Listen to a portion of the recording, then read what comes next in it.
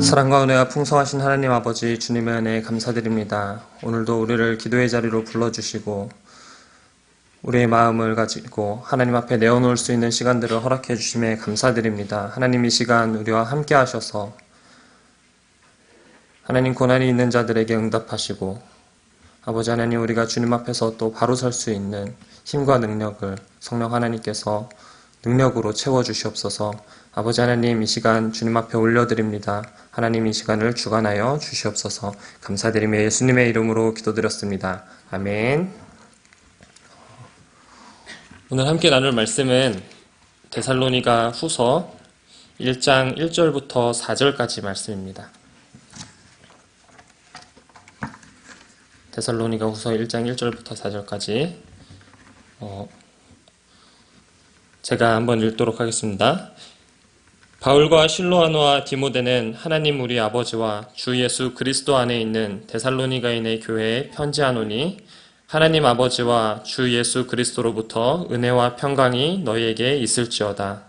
형제들아 우리가 너희를 위하여 항상 하나님께 감사할지니 이것이 당연함은 너희의 믿음이 더욱 자라고 너희가 다 각기 서로 사랑함이 풍성함이니 그러므로 너희가 견디고 있는 모든 박해와 환난 중에서 너희 인내와 믿음으로 말미암아 하나님의 여러 교회에서 우리가 친히 자랑하노라. 아멘. 오늘 본문은 사도 바울이 데살로니가 교회에 보내는 편지입니다. 특별히 오늘 본문 4절을 보시면요. 사도 바울이 데살로니가 교회인들을 향해서 너희가 견디고 있는 모든 박해와 환난 중에서 너희 인내와 믿음으로 말미암아 여러 교회에서 우리가 친히 자랑하노라 이렇게 얘기하고 있습니다. 사도 바울이 데살로니가 교인들을 향해서 편지를 쓰면서 그 서두에 언급하고 있는 것은 자신이 데살로니가 교회를 다른 여러 교회 가운데에서 자랑한다는 그 메시지였습니다. 보통은 제가 이제 설교할 때 설교 본문을 선택한 이유에 대해서 굳이 이 시간에 나누지는 않는데 오늘 본문을 선택한 이유를 여러분들과 같이 나누고 싶습니다. 사실 오늘 본문은 우리 10월 24일 복 있는 사람 큐티 본문입니다. 제가 그날 이 본문을 가지고 새벽 기도를 인도를 했었습니다. 그런데 그 다음 날이 10월 25일 아마 여러분들이 잘 아는 날일 겁니다. 우리 샘물교회가 딱 20주년이 되는 그런 날이었습니다. 그래서 10월 24일 날 새벽 기도 설교를 하고 나서 또 본문을 계속 묵상을 하면서 이 본문 말씀과 함께 그 이후에 교회에 대한 그 생각이 제 마음속을 떠나지 않았습니다. 특별히 본문을 묵상하면서 교회라는 이 한 단어가 계속해서 제 마음을 울리고 제 머릿속에서 곱씹어지는 이런 과정을 지난 몇 주간 보냈습니다. 사도 바울이 데살로니가 교회를 하나님의 여러 교회 앞에서 자랑을 하는데 과연 사도 바울이 자랑하는 이 교회의 모습은 어떤 모습일까? 또 데살로니가 교회를 바울이 자랑하는 이유가 무엇일까? 또 사도 바울이 데살로니가 뿐만 아니라 여러 교회에 편지를 썼는데 바울 자신은 교회라는 이 단어에 대해서 이 공동체에 대해서 어떤 생각을 가지고 있었을까? 또 하나는 오늘날 이 시대의 교회에 대한 이미지가 점점 더 부정적으로 변해가고 있는 이 상황 속에서 건강한 교회란 과연 어떤 모습의 교회일까 이런 생각들을 하게 되었습니다.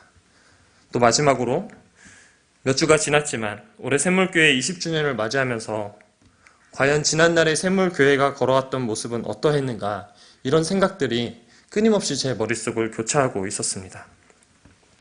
제가 이런 생각들을 계속해서 했던 이유는 교회에 대한 어떤 회의감이 들거나 아니면 오늘날의 교회가 어떠한지 평가하기 위해서 그런 생각을 했던 것은 아닙니다. 오히려 지난 20년 동안 샘물교회가 건강한 교회로 자리매김할 수 있었던 이유가 무엇일까? 하나님의 교회, 하나님이 기뻐하시는 교회의 모습은 어떤 것일까? 또 우리는 어떻게 그런 교회를 지향할 수 있을까?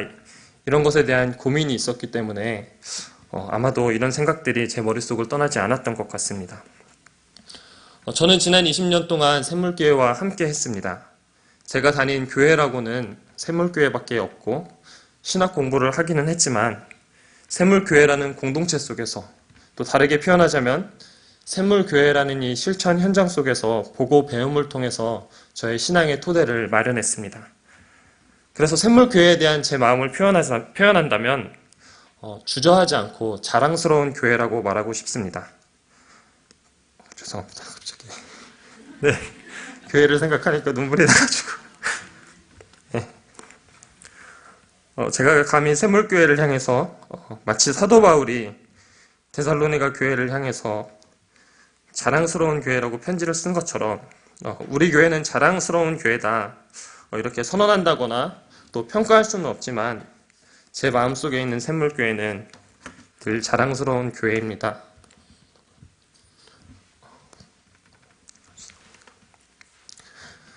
샘물교회에서 자랐고 샘물교회에서 사역한다는 얘기를 하면은 어딜 가나 똑같은 소리를 듣습니다. 샘물교회는 건강한 교회라고. 그러나 이것은 지난 20년 동안의 이야기입니다. 우리는 앞으로 또 20년을 여전히 건강한 교회로 자리매김하기 위해서 바라보고 나아가야 하지 않겠습니까? 앞으로도 우리 샘물교회가 건강한 교회, 또 자랑스러운 교회로 남기 위해서 우리에게는 무엇이 필요할까? 그 부분에 대해서 오늘 본문을 통해서 함께 주님께서 우리에게 주시는 그 말씀을 받기를 원합니다.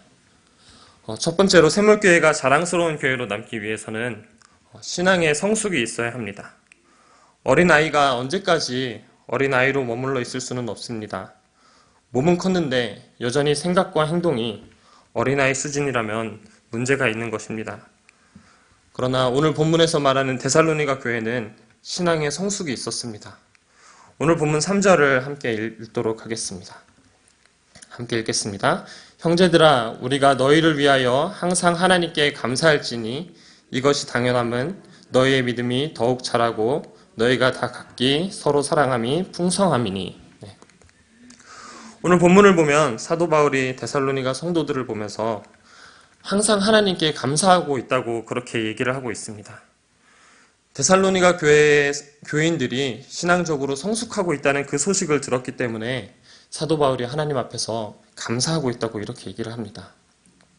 데살로니가 교인들은 믿음이 자라고 서로 사랑함이 풍성한 그런 신앙적으로 성숙한 면모를 보여주고 있습니다.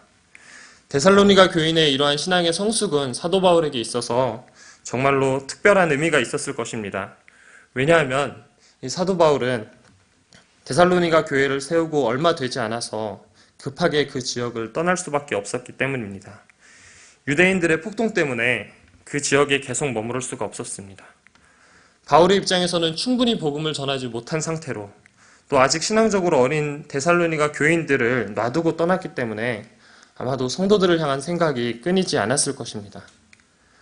바울 나름대로 데살로니가를 다시 방문하기 위해서 시도를 했지만 본인은 가지 못하고 디모데를 보낼 수밖에 없었습니다. 그런데 그런 바울에게 데살로니가 교인들이 신앙적으로 성숙하고 있다는 그런 소식을 듣게 된 것입니다. 챙겨주지 못했는데 또 부모의 마음으로 염려하던 그런 교회였는데 얼마나 감사했을까 한번 생각해 봅니다. 한 사람이 신앙적으로 성숙하는 과정을 본다는 것은 참으로 감사한 일입니다. 사실 한 사람의 신앙의 성숙을 본다는 것이 쉽지가 않습니다. 일단 나 자신을 바라봐도 그렇고요. 내가 과연 신앙적으로 성숙하고 있는가, 날마다 나는 성화되고 있는가, 가슴에 손을 얹고 질문을 해보면 참 아직도 갈 길이 멀다고 느껴집니다. 가장 가까이에서 바라보는 나의 자녀의 신앙의 성숙, 또 나의 배우자가 신앙적으로 자라는 모습을 바라보는 것이 참으로 답답하게 느껴질 때도 있고 많이 힘듭니다. 그래서 얼마나 많은 가족들을 위해서 눈물로 기도하고 있는지 모릅니다. 그런데 이러한 나의 가족이 변하고 우리의 자녀가 신앙적으로 성숙하는 모습을 본다면 그 마음이 얼마나 벅차고 하나님 앞에서 감사하겠습니까? 이런 마음은 우리 모두가 아마도 같은 마음일 거라고 생각을 합니다. 저 개인적으로도 하나님 앞에서 감사의 기도가 터져나올 때가 있습니다. 일단 저희 어린 아들을 보면서 4살밖에 되지 않은 아들이지만 참 영화부에서 배워온 찬양을 이 아이가 먼저 집안에서 찬양을 하는 모습을 보면은 얼마나 흐뭇하고 감사한지 모릅니다. 그리고 매일마다 큐티하는 그 자리에 가가지고 여기서 큐티해야 된다고 또 자기가 앉아서 예배를 드리는 그 자리가 있는데 여기는 예배 드리는 자리라고 이런 얘기들을 할 때 보면은 얼마나 감사하고 기쁜지 모릅니다. 또 우리 중고등부 아이들을 보면서 중학생을 거쳐서 고등학생이 되기까지 학생들의 믿음이 자라고 또 서로 간의 사랑으로 섬기면서 배려하는 모습을 볼 때면 그 감격과 기쁨은 말로 표현할 수가 없습니다. 반대로 정말 이 아이들이 신앙적으로 자라기를 원하는데 여전히 그 자리에 머물러 있고 또 방황하는 모습을 볼 때면 안타까운 마음을 금할 수가 없습니다. 얼마 전에 학생들하고 교회에서 MT를 했습니다. 1박 2일로 옥상에서 고기도 구워 먹고 레크레이션도 하고 학년별로 이렇게 나눔을 했는데 제가 한 거라고는 고기를 구운 거밖에 없었습니다. 옥상에서 계속해서 새로 산 옷이 있었는데 그 옷에 고기 냄새가 다 배길 때까지 열심히 고기를 구웠는데 맛있게 고기를 먹고 레크레이션을 하고 또 나눔을 하는 그 시간에 이 애들이 무슨 얘기를 할까 하고 옆에 가가지고 이렇게 들어봤습니다. 들어보는데 이 아이들이 이렇게 얘기를 합니다. 자기가 교회를 어떻게 생각했고 또 어떤 태도로 친구들을 대했고 그런 걸 생각해 보니까 나 자신을 돌아보니까 참 미안하고 고맙다 이런 얘기를 서로 간에 하고 있었습니다. 그러면서 너희들이 있어서 나는 참 행복해 뭐 이런 얘기를 하는데 이 아이들이 성숙해 간다는 그 생각에 너무나 참 감사하고 신기했습니다.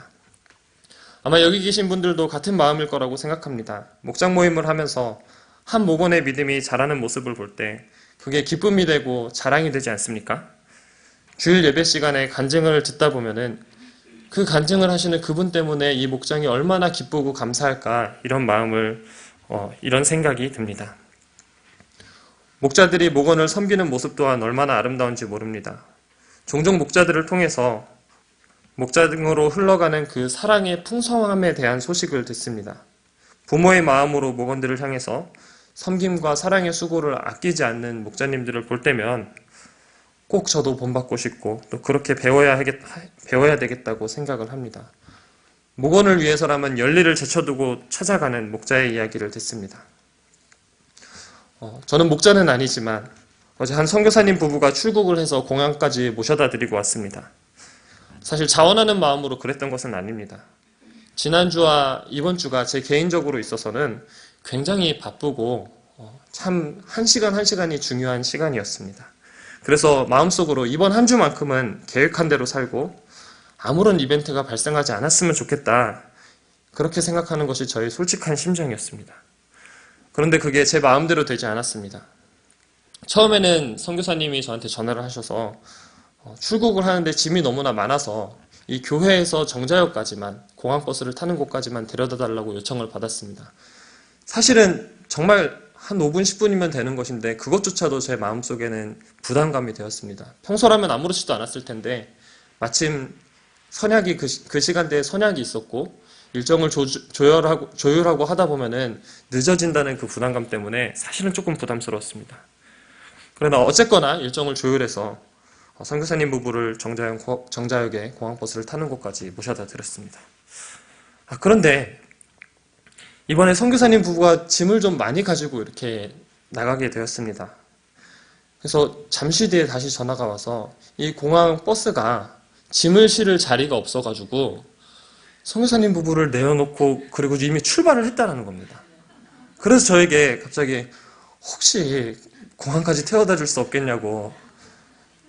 어떡하겠습니까? 뭐 당장 출국을 하고 비행기를 놓칠 수는 없지 않습니까? 아무리 바빠도 가야죠. 그래서 갔습니다.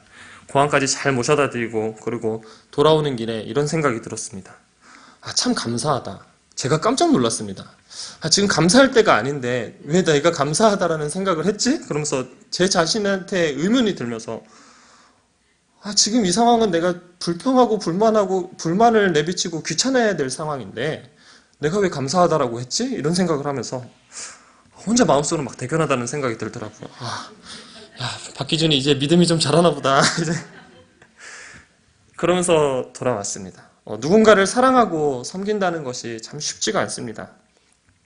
목자로 섬기시는 분들도 시간이 남아서 또 목원들을 섬기는 것이 아닙니다. 없는 시간 쪼개면서 사랑하는 마음으로 섬기고 지금껏 달려왔던 것 같습니다. 지난 20년 동안 우리 샘물교회가 건강한 교회로 또 자랑스러운 교회로 자리매김할 수 있었던 이유, 저는 우리 샘물교회 성도님들이 그 믿음이 날마다 성숙하고 또 사랑의 풍성한 그 열매들을 맺었기 때문이라고 확신합니다. 지금껏 이렇게 달려온 샘물교회를 바라보면서 얼마나 자랑스럽고 감사한지 모릅니다. 두 번째로 우리 샘물교회가 자랑스러운 교회가 되려면 무엇이 필요한가? 두 번째로 환난을 견디는 인내가 있어야 합니다. 우리 4절 말씀을 함께 읽도록 하겠습니다. 4절입니다. 함께 읽겠습니다. 시작. 그러므로 너희가 견디고 있는 모든 박해와 환난 중에서 너희 인내와 믿음으로 말미암아 하나님의 여러 교회에서 우리가 친히 자랑하노라. 아멘. 사도 바울이 데살로니가 교회에 편지를 보낸 주된 이유 중에 하나는 환난 가운데 있는 성도들을 격려하기 위함이었습니다. 데살로니가 성도들은 박해를 받고 있었습니다. 아마도 교회가 성장하고 또 활동적이 되면서 이방 세계 가운데에서 이교 세계의 그 한가운데 놓여있는 이 교회 공동체에 대한 핍박이 점점 심해졌던 것 같습니다. 그런 와중에도 데살로니가 성도들은 인내와 믿음으로 박해와 환난을 견뎌냈습니다. 고난이 없는 인생은 없습니다. 오히려 성경은 그리스도인들을 향해서 반드시 고난이 있을 거라고 그렇게 얘기합니다. 지난 20년 동안 우리 샘물교회가 걸어온 여정이 결코 순탄하지 않았습니다. 누군가는 샘물교회를 말하면서 이 시대에 순교자를 배출한 교회라고 자랑스러운 교회라고 말하지만 우리로서는 정말로 원하지 않는 아픔이었습니다. 뭔가 뜻이 있겠지라고 생각하지만 아직도 하나님의 뜻이 불명확한 것 같습니다. 아마도 천국에 가서야 하나님의 뜻을 알 수 있을 것 같습니다. 그러나 우리 교회는 그리스도 안에서 영원한 생명을 가진 자들이라는 확신이 있었기에 큰 아픔과 슬픔도 인내로 또 믿음으로 견뎠고 또 지금도 견뎌내고 있습니다. 교회적으로도 많은 어려움이 있었지만 교회를 이루고 있는 각 성도들과 그 가정들도 고난과 역경이 있었습니다. 목장 모임을 하면서 또 함께 서로의 삶을 나누면서 서로의 상황을 아마도 잘 아시리라고 생각합니다. 누군가는 천당 밑에 분당이 있다고 얘기를 하지만 질병의 고통은 사람을 가리지 않습니다. 참 견디기 힘든 시간임이 분명한데도 그럼에도 불구하고 하나님께 감사하다고 고백하는 그런 간증들을 듣습니다. 여전히 경제적인 문제로 힘든 사람들이 있고요. 부모된 자로서 자녀를 바르게 양육하고 싶은데 쉽지가 않습니다. 가정 안에서 깨어진 관계 때문에 매일 눈물 흘리는 그런 사람들을 바라봅니다. 우리가 처한 상황과 환경이 참 견디기 힘든 어려움으로 다가옵니다.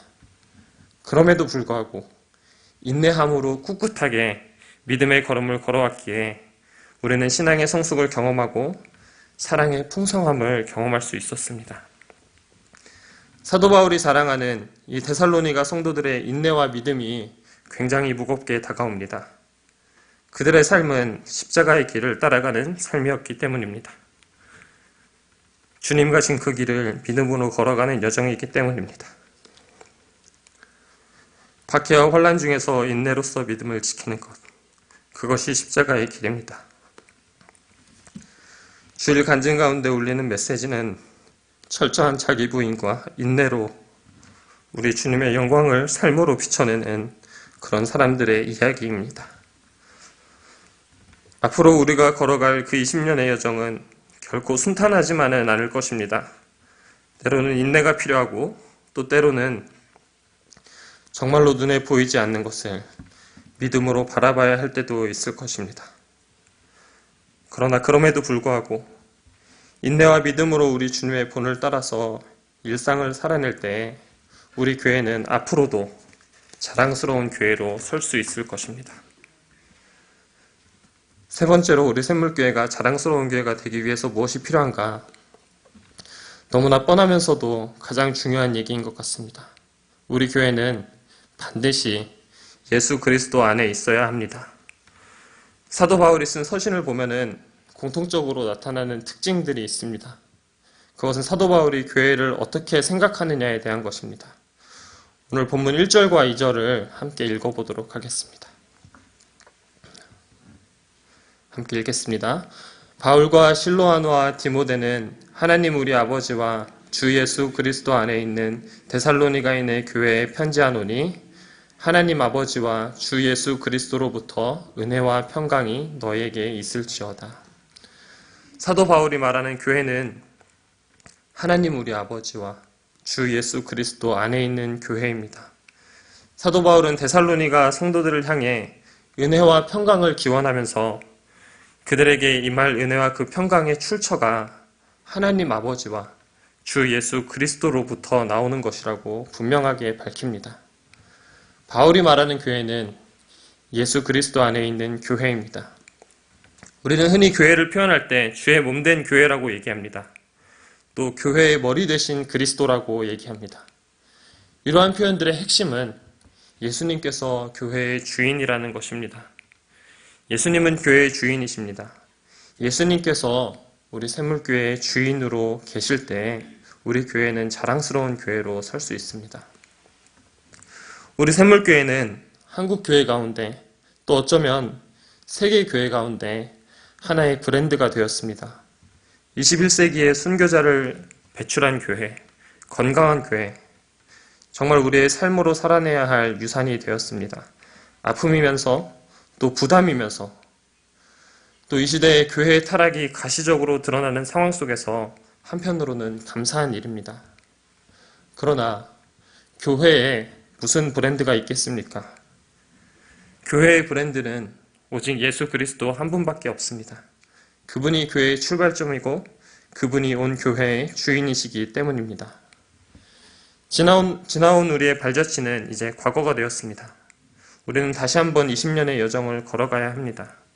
앞으로 우리 샘물교회가 걸어갈 그 발걸음이 우리 주님을 주인으로 모시고 걸어가는 그런 발걸음이 되기를 진심으로 소망합니다.